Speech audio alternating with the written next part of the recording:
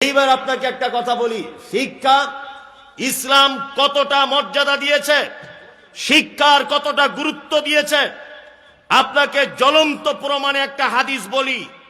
বলুন তো, বাড়িতে কুকুর লালন পালন করা জায়েজ না না জায়েজ? বাড়িতে কুকুর লালন পালন করা জায়েজ না না জায়েজ? না জায়েজ। আলেম ওলামারা রয়েছেন, কেউ যদি বাড়িতে ইচ্ছা করে কুকুর যদি লালন পালন করে, প্রত্যেক দিন সকালবেলা তার আমলনামা থেকে 2টো উহুদ পাহাড়ের সমান নেকি মাইনাস করে দেওয়া হবে, কুকুর যদি কেউ পালে বাড়িতে। কিন্তু যে মালিক তার কুকুরকে শিক্ষা দিয়েছে এটা আমাদের মুরগি ধরবি না, ও ধরে না, কিন্তু ফটিকের বইয়ের মুরগি দেখলে ধরতে যায়। এটা আমার বেটা কামড়াবি না, ও কামড়ায় না। সাইফুলের বেটাকে দেখলে কামড়াতে যায়। এই, এটা আমাদের বাড়ির ছাগল ধরবি না, অরিজিনালি মালিকের ছাগল ধরে না, অন্য ছাগল দেখলে ধরে। এক কথায়, যে মালিক তার কুকুরকে প্রশিক্ষণ দিয়েছে, ট্রেনিং দিয়েছে, সেই কুকুর, যে কুকুর তার মালিকের কাছ থেকে শিক্ষা পেয়েছে বা তার মালিক শিক্ষা দিয়েছে, ইসলাম এই কুকুর প্রয়োজনে রাখতে পারমিশন দিয়েছে। তোমার ধানের জমি, আমের বাগান, পোল্ট্রির ফার্ম, তোমার গোট ফার্ম, তোমার কোনো একটা ভালো বিজনেস, রাস্তার ধারে তোমার দোকান, তোমার সিকিউরিটির পারপাসে তুমি ওই ট্রেনিংওয়ালা কুকুরকে বাড়িতে রাখতে পারো। তার মানে মুহাম্মদ সাল্লাল্লাহু আলাইহি ওয়াসাল্লাম মানুষ তো দূরের কথা, শিক্ষিত কুকুরকে পর্যন্ত সম্মানের চেয়ার দিয়েছেন। কি বলছি বুঝতে পারছেন? মানুষ তো দূর কি বাত হয়, শিক্ষিত কুকুরকে আল্লাহর নবী সম্মানের চেয়ারে বসিয়ে দিয়েছেন। বসো, তুমি তো লেখাপড়া জানো, মানে মালিক তোমাকে লেখাপড়া শিখিয়েছে, ঘরের মুরগি বুঝার পরের মুরগি বুঝো, তুমি থাকতে পারবে বাড়িতে। বুঝতে পারছেন কি বলছি? যে ধর্মের নবী মুহাম্মদ সাল্লাল্লাহু আলাইহি ওয়াসাল্লাম শিক্ষিত কুকুরকে সম্মানের চেয়ার দিয়েছে, সেই জাতি আজকে শিক্ষা থেকে বঞ্চিত। অবাক লাগে, খুব অবাক হচ্ছি আমি, অবাক। 12 বছরের ছেলে, 12 বছরের রাজমিস্ত্রি লেবার কাজ করছে আর বিড়ি টানছে। 12 বছরের ছেলে, আল্লাহু আকবার। অথচ মহান আল্লাহ তাআলা বলেন, কুল হাল ইয়াস্তাবিল্লাযীনা ইয়ালামুনা ওয়াল্লাযীনা লা ইয়ালামুন। নবী আপনি বলুন, যারা জানে আর যারা জানে না এরা সমান নয়। কুল হাল ইয়াস্তাবিল আমা ওয়াল বাসীর ওয়াজ যুলুমাতু ওয়ান নূর। নবী আপনি বলুন, যারা শিক্ষিত লোক তারা চোখওয়ালা লোকের মতো, যারা অশিক্ষিত লোক তারা অন্ধ লোকের মতো। এবার একটা প্রশ্ন আসবে শিক্ষিত মানুষদের মনে, বা যারা প্রশ্ন করতে পছন্দ করে তাদের এটা প্রশ্ন জাগছে। আসলে এখন আমরা প্রশ্ন করি তো আমাদের চিন্তা ভাবনা আলাদা, নয় বক্তাকে ঠকানোর জন্য, নয় অন্য কাউকে কষ্ট দেওয়ার জন্য, নিজে সংশোধন হবে এই প্রশ্ন আলেম ওলামাদেরকে করে না। কি বললাম বুঝলেন? একজনা প্রশ্ন করছে, হুজুর আপনারা বক্তব্য দেন আর বলেন কাঁধে 2জন ফেরেশতা থাকে, তারা নাকি সব লিখে রাখে। তা আমার জানতে ইচ্ছা করছে তাদের খাতাগুলো কোথায় থাকে। আচ্ছা, এইটা জেনে তোর বাপের লাভ কি?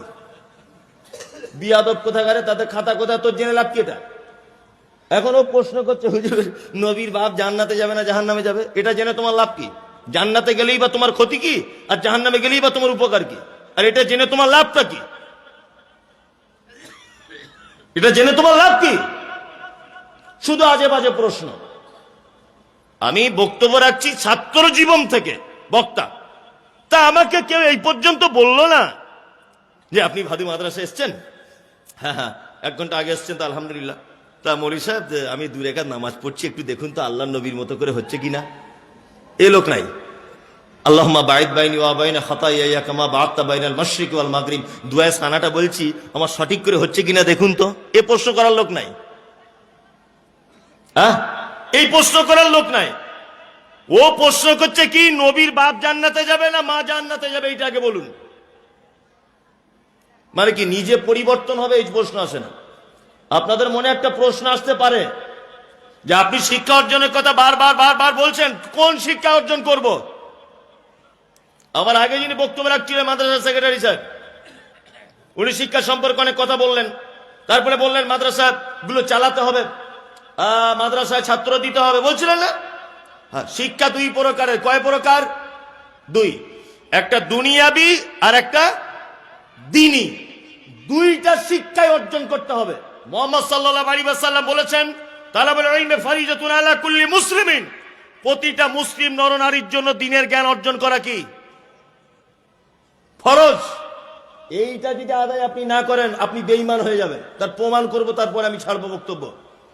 যার ভিতরে দ্বীনের জ্ঞান নেই সে বেঈমান হয়ে মারা যাবে। আমি এ কথা বলছি, আপনি এটা লিখে নেন। যার ভিতরে দ্বীনের জ্ঞান নেই সে বেঈমান অবস্থায় মারা যাবে, এ কথা 100%। যদি বলছেন কেমন করে এত জোর দিয়ে বলছেন, প্রমাণ করুন, আপনাকে আমি প্রমাণ করছি, দেখে নেন। আচ্ছা বলুন তো, মানুষকে কি দিয়ে তৈরি করা হয়েছে? কি? মাটি। আলহামদুলিল্লাহ, এটা কে বলেছে? আল কোরআন। এখন আপনার ছেলে স্কুলে পড়ে, স্কুলে মাটিকে, একটা লোককে বা একটা মানুষকে কি দিয়ে তৈরি করা হয়েছে, এটা কি শিক্ষা দেওয়া হয়? হ্যাঁ, বিবর্তনের মাধ্যমে। এখানে অনেক জেনারেল শিক্ষিত ভাইয়েরা আছেন না, শিক্ষা দেওয়া হয় কি হয় না? তার একটা নমুনা আপনাকে বলি। হেডমাস্টারের ঘরের পিছনে দেখবেন একটা ক্যালেন্ডার আছে, ডাক্তার বাবুর পিছনে একটা ক্যালেন্ডার আছে, ওতে দেখবেন একজন এরকম করে আছে, আর একজন একটু এরকম, আর একজন শিবপাঞ্জির মতো, আর একজন গড়িয়ালের মতো, তারপর একজন অর্ধুলঙ্গ, তারপর একজন বানরের মতো, তারপর একজন মানুষ। এই ক্যালেন্ডার দেখেছেন আপনারা? দেখেছেন? তার মানে এইটা দ্বারাতে বোঝানো হয় যে মানুষের বিবর্তন হতে হতে হতে হতে মানুষ হয়েছে। তাহলে বলুন, কোরআন বলছে খাফাইনা খালাকনাকুম মিন তুরাবিন সুম্মা মিন নুতফাতিন সুম্মা মিন আলাকাতিন সুম্মা মিন মুদগা। মানুষকে তৈরি করা হয়েছে মাটির উপাদান দিয়ে। আর স্কুলে পড়ানো হচ্ছে 200 বছর আগেকার, 200 বছর পিছেকার একজন ব্যক্তি, তার নাম চার্লস ডারউইন। চার্লস ডারউইনের থিওরিকে স্কুলে পড়ানো হচ্ছে বিবর্তনের মাধ্যমে মানুষের জন্ম। চার্লস ডারউইনের এই থিওরি পড়ানো হয়নি স্কুলে, বানর থেকে মানুষ। তাহলে কোরআন বলছে মাটি থেকে, স্কুলে আপনার বেটা পড়ে আসছে বানর থেকে। এখন ওর ভিতরে যদি দ্বীনের জ্ঞান না থাকে, তাহলে ও কোরআনের সঙ্গে এই কথার বিরোধিতা হচ্ছে কি হচ্ছে না বলুন? তাহলে ওর ঈমান থাকবে? থাকবে? থাকবে না। আমার মাঝে মধ্যে ইচ্ছা হয় যে চার্লস ডারউইন যদি বেঁচে থাকতো, তাহলে একবার ওনার কাছে গিয়ে বলতাম যে আপনি কি কথা বললেন, বানর থেকে মানুষ হয়? চি চি চি চি, কি চিন্তা ভাবনার কথা। আমার বাড়িতে একটা দেশি গরু আছে, 1-1.5 কেজি করে দুধ হয়। কি বললাম বুঝলেন? তা আমার বোঝানোর জন্য, এটা অরিজিনাল নয়। তো আমার স্ত্রী আমাকে বলছে যে মৌলী সাহেব, এই 1.5 কেজি দুধে তো এখন হচ্ছে না, ছেলে মেয়ে দুজনা খায়, আপনার আব্বা মা খায়, তো দুধ বেশি হবে এরকম গরু পাওয়া যাবে না? তা আমি ডাক্তারকে বললাম ফোন করে, ডাক্তার ভাই, আচ্ছা কি করা যায় বলুন তো, দেশি গরুটা বিক্রি করে দেবো নাকি, ও দুধ বেশি হবে এরকম গরু কিনি? তখন ডাক্তার বলছে কি দরকার, আপনার গরু যখন আবার বাচ্চা দেওয়ার টাইম হবে আমাকে বলবেন, আমি একটা জার্সি গরুর ইনজেকশন পুশ করে দেবো, জার্সি গরুর বাছুর হবে। আচ্ছা বলুন তো, এটা হয় কি হয় না? হয়। সত্যি জার্সি গরুর বাছুর হয়েছে, জার্সি গরুর দুধ বেশি হয়, দেশি গরুর কম হয়। আমার স্ত্রী এটা দেখেও তো, মেয়েদের বুদ্ধি যা হয়, ও দেখে বলছে সাংঘাতিক ব্যাপার, দেশি গরু পেট থেকে জার্সি গরু, ও তো বোঝে কম। আমার মেয়েটা একদিন খুব কাঁদছে, আব্বা আব্বা কি রে মা, তো বলছে আমাকে একটা হরিণের বাচ্চা এনে দাও না, খেলবো। বলছি মা ওটা তো কিনতে পাওয়া যায় না গরু হাটে।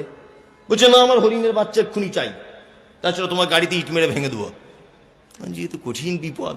আমার স্ত্রী তখন ঘর থেকে বার হয়ে বলছে, আপনি সব জায়গায় বক্তব্য রাখেন, আপনার এই বুদ্ধি নাই, তো কেন ডাক্তারকে বলুন একটা হরিণের ইঞ্জেকশন আমাদের গরু দিয়ে দিতে, হরিণের বাচ্চা হবে। বললাম ওরে আল্লাহ তাহলে গোবর আর অন্য জায়গায় দেয়নি, তোর মাথাতেই দিয়েছে, ওই জন্য তো বলে মেয়ে আর পুরুষ। হ্যাঁ, আমার স্ত্রী এই কথা বলার পরে আমি খুব হাসছি যে সত্যি তাই না, হরিণের বাচ্চা হবে না। আমি মিথ্যা করে অভিনয় করে ডাক্তারকে ফোন করেছি স্ত্রীর সান্ত্বনা দেওয়ার জন্য। ডাক্তারকে বলছি, আরে শৈলেন বাবু, আগের বারে ইঞ্জেকশন দিলেন, জার্সি বাছুর হলো, তো এবারে যদি একটা হরিণের বাচ্চা যদি জোগাড় করে দেন।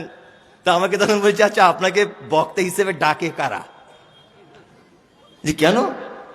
বলছে আরে পাগল, ওর ভিতরে যত পার্টস আছে গরু হবার পার্টস, আমেরিকার গরু ওর পেট থেকে পাবেন, ভিয়েতনামের গরু পাবেন, বাংলাদেশের গরু পাবেন, জার্সি গরু পাবেন, সবকিছু পাবেন ওর পেট থেকে। ওর পেটের যে মেশিনগুলো শুধু গরু তৈরি হবার মেশিন। বাঘ, ভলুক, হাতি, সিংহ, উট, ঘোড়া এই পাবেন না।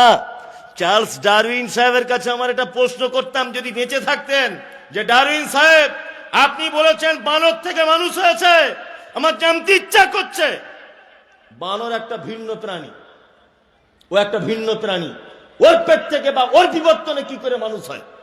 আর যদি এ কথা সত্যি হয়, আপনার থিওরি 200 বছর আগেকার থিওরি আজও কেন আফ্রিকার কঙ্কো জঙ্গলে, আজও কেন ওই আপনার বাঁকুড়ার জঙ্গলে, সোনামুখীর জঙ্গলে, আজও কেন এলেমবাজারের জঙ্গলে, আজও কেন 224 পরগনা ভারত বাংলাদেশের মাঝখানে অবস্থান করছে সুন্দরবন, এই সুন্দরবন গুলোতে 200 বছরের ভিতরে কোনো বাঁদর মানুষ হলো না কেন? মানুষ হবার কথা ছিল কি ছিল না? তার মানে এই কথার সঙ্গে, এই তত্ত্বর সঙ্গে কোরআনের সংঘর্ষ আছে না নেই? আছে না নেই? আচ্ছা, কোরআন বলছে ওর নাম ঈসা, কোরআন বলছে ওর মায়ের নাম মারিয়াম, স্কুলে পড়ানো হচ্ছে ওর নাম যিশু, ওর মায়ের নাম মেরি। কোরআন বলছে ওর জন্ম হয়েছে বাইতুল্লাহাম, স্কুলে পড়ানো হচ্ছে ওর জন্ম হয়েছে বেতেলহেম। তাহলে বলুন, কোরআনের সঙ্গে এর নামের, এর মানে মায়ের পরিচয়ের, এর জন্মস্থানের বিপরীত শিক্ষা স্কুলে হচ্ছে কি হচ্ছে না? হচ্ছে। তার মানে আপনার ছেলে যদি শুধুমাত্র মাস্টার হয়, আপনার ছেলে যদি শুধুমাত্র ডাক্তার হয়, আপনার ছেলে যদি শুধুমাত্র ইঞ্জিনিয়ার হয়, আমি মুমতাজুল ইসলাম বলছি, তার যদি দিনের জ্ঞান না থাকে ও বেঈমান হয়ে মারা যাবে। ওই জন্য মুহাম্মদ সাল্লাল্লাহু আলাইহি ওয়াসাল্লাম বলেছেন তালাবুল ইলমি ফারিজাতুন আলা কুল্লি মুসলিমিন। আমি বলিনি আপনার ছেলেকে মাদ্রাসায় পড়ে পাগড়ি বাঁধতে হবে মাথায়, এই কথা আমি বলিনি। আমি বলতে চাইছি দিনের বেসিক জ্ঞানগুলো আপনার ছেলের ভিতরে থাকতে হবে। হারাম কোনটা, হালাল কোনটা, বৈধ কাকে বলে, অবৈধ কাকে বলে, শিরিক কোনটা, কোনটা করলে জাহান্নাম, কোনটা করলে জান্নাত, এই সাধারণ বেসিক জ্ঞানগুলো ইসলামে অর্জন করা ফরজ। তারপরে আপনার ছেলেকে আপনি মাইকেল মধুসূদন দত্ত করুন, রবীন্দ্রনাথ ঠাকুর করুন, কাজী নজরুল ইসলাম করুন, আপনি অনেক কিছু করুন, আমাদের কোনো সমস্যা নেই। দুটো শিক্ষায় প্রয়োজন আছে, আছে না নেই?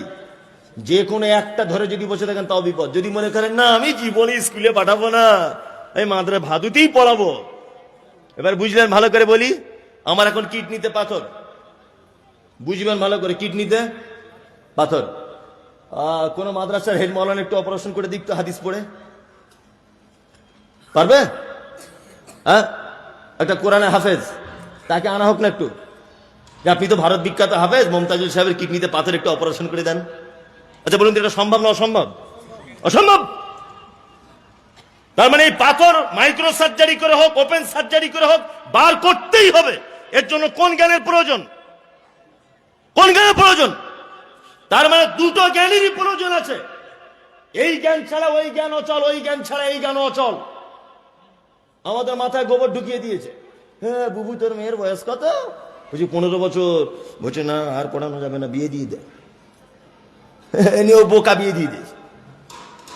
বলছে না এখন যুগ জামানা খারাপ, বাবা আমার মেয়ে পর্দায় থাকে, 15 বছর বয়স মানে বিয়ে দিতে হবে। এই এখানে একটা মজার কথা বলে দিই, এইসব কথা আমার সঙ্গে আলেমুল আমাদের নাও মিলতে পারে, তবে আমি খুব অনেক দূরের দৃষ্টি থেকে তাকিয়ে বলছি।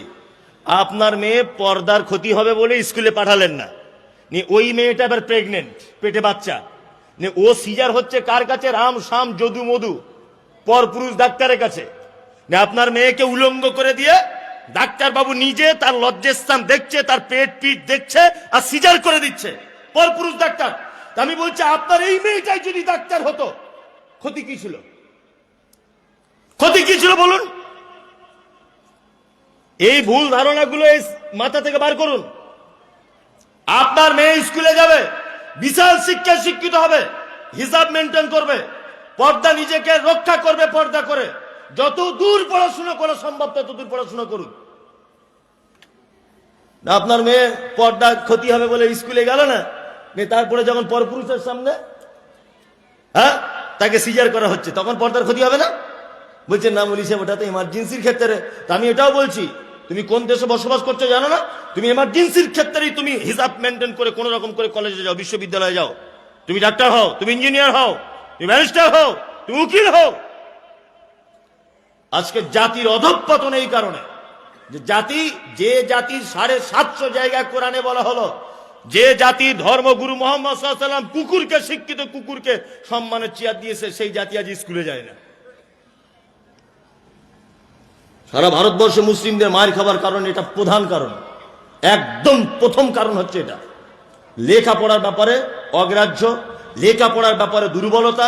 ওই জন্য আপনাকে বলছি, গার্জেন পক্ষ শুনুন, আপনার স্ত্রীকে বলবেন একটা ব্লাউজ মিনিমাম 2 বছর পরতে, ছিঁড়ে গেলে আবার সেলাই করতে বলুন, কারণ ব্লাউজ তো কেউ দেখতে যাচ্ছে না, শাড়ির ভিতরে থাকবে।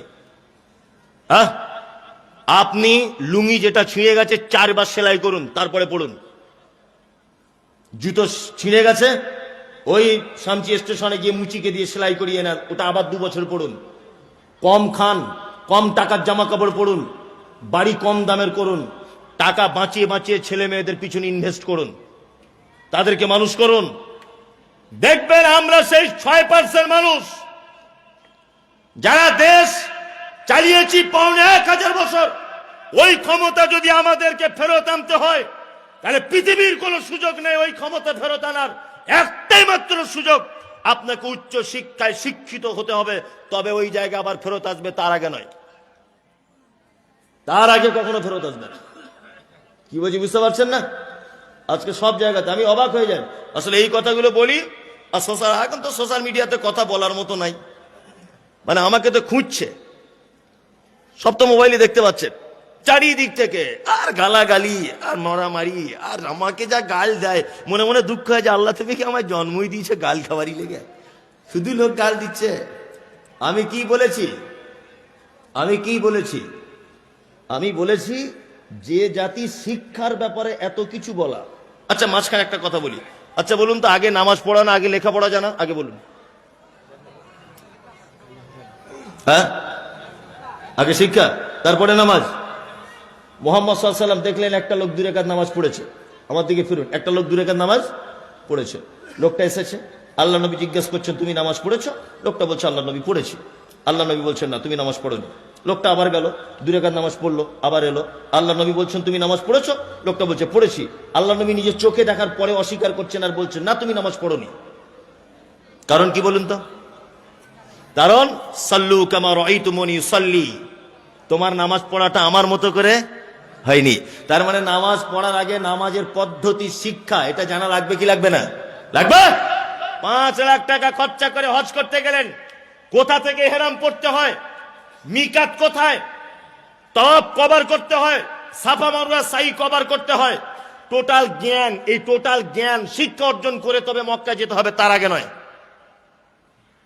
তার মানে প্রত্যেক ইবাদত করার আগে তার ইবাদত সম্পর্কে জ্ঞান অর্জন করা দরকার আছে না নেই?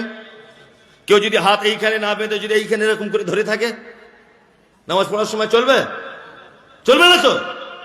তার মানে এই শিক্ষাটা নেওয়ার দরকার আছে না নেই যে হাত এইভাবে বাঁধতে হবে? তার মানে বুঝতে পারা যাচ্ছে প্রত্যেক ইবাদতের আগে জ্ঞান অর্জন করতে হবে। 2, যাদের জ্ঞান নেই, যাদের ধর্মীয় জ্ঞান নেই, দুনিয়ার কোনো জ্ঞানই নেই, তাদের একটা ইবাদত গ্রহণ হবে না, কারণ ও তো ইবাদতের পদ্ধতি জানে। ওই জন্য